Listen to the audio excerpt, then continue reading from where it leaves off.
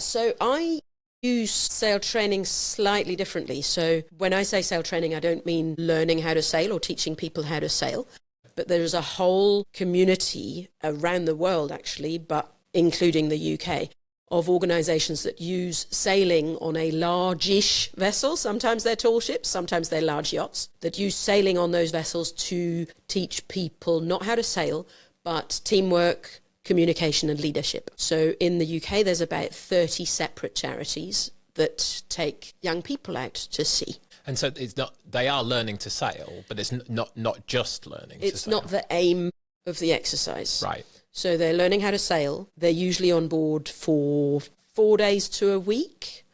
But the aim is to learn life skills like communication, looking after yourself because you might get cold and wet, looking after other people, respect for other people because you're having to live on board with other people you've not met before, and communication because that's really important on a sail training vessel. So yeah, you may learn a little bit how to sail, and that is, so a lot of my, before I went to UK, I say my experience was on board sail training vessels, so I learned a lot just by doing it. So you were that person. I was that person, yeah, which I'm, very proud of. It has shaped my entire life. So I am a huge big advocate of sail training for young people, and partly because I've gone through it. Now, I didn't come from a difficult or disadvantaged background. Yeah, we had a fairly nice, steady family life, fairly nice life.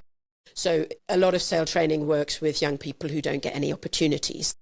That wasn't me, but I still learnt an awful lot. And my people skills, I would say, my confidence, my respect and being able to see other people's viewpoint has probably come mostly through sail training and through sailing with people that I wouldn't meet normally, that have just been thrown onto the same boat. And you got to get on, and you suddenly discover, actually, we get on really well, even though you're from a completely different background, because we're both enjoying this sailing. So, yeah, it's people with very diverse backgrounds, different needs and skills, but they can work together as part of a crew and learn those skills. That's really, whether there was any particular person or organisation that really inspired you, or whether there was anything that really challenged you that kind of sums up that experience as that person going through the sail training experience. Yeah, I'm in two of those. So I mentioned earlier that, my first experience was on a really large 3-masted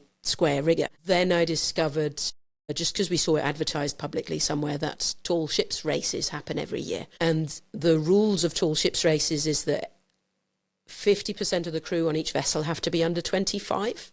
So it's very much a youth event. And I decided I want to do this. And I wrote away to the organisers and said, how can I get involved? Of the race? Yeah, right. the race organisers. Yeah. How can I get... I wasn't a shy, but I actually wrote letters in those days.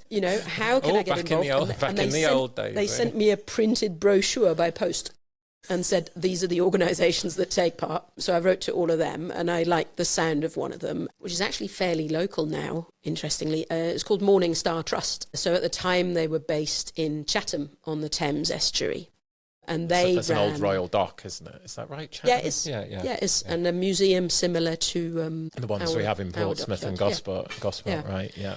And they took part in the tall ships race, and it was a 62-foot gaff ketch, so a 2-masted traditional vessel. Gaff means it's got a wooden boom at the top of the mast as well as the bottom of the mast. Okay. So the sail is kind of square. Right. Draw you a diagram if you like. Well, I'll take your word for it. I'm kind of trying to build a mental picture, and I hope everyone at home is as well. But I think I'm following it. So it's a more traditional type of rig, and the idea is the reason why Morningstar used that type of vessel was that it needs more teamwork. So as I explained, the whole point is that you're working as a team and communicating. And tall ships and sail training vessels are good for that because they need a lot of people to work together. Yeah, there's of course ways that you can automate your winches or have roller furling or what have you to make less work. But almost the entire point of a sail training vessel is to have more work, so that you have to work as a team. You can't manage it by yourself. You have to communicate well and that sort of thing.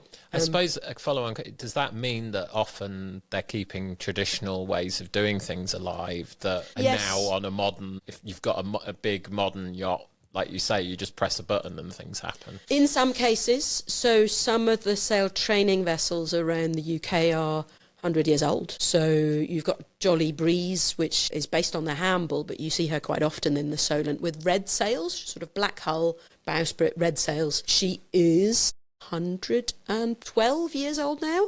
Wow, okay. Yeah. And there's another one that is quite often based in Haslar Marina called Queen Galadriel. She's a bit younger, but I think she's from the Thieves. So yes, in some cases, traditional vessels are kept in use through becoming sail training vessels. But there's also quite a lot of, so the Tall Ships Youth Trust boats were built in about 99 or 2000, so they're much newer, but they still need, because they're quite powerful vessels with big heavy loads, so you still need lots of people to pull. Yeah, and I think that'd be a really cool avenue to explore in a minute, is kind of heritage as well, because I know that's one of your big passions as well. But I'm really keen to really hammer home the kind of connection to Gosport and the opportunities that Gosport has before we do that, because whilst it's great to talk about sail training and the vessels and stuff like that and your story, I'm keen to bring it alive as something that is very Gosport based. And I know there was an idea of, or a talk or something that was done recently in the past about Gosport being the cradle of UK sail training.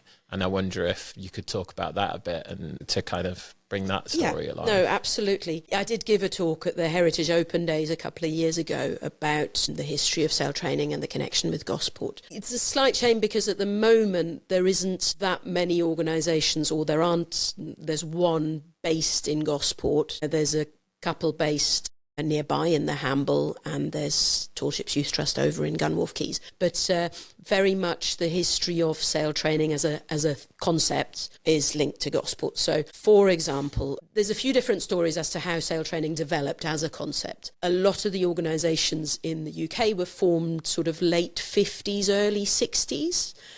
Potentially linked to the decline of the National Service. I don't know exactly when that finished.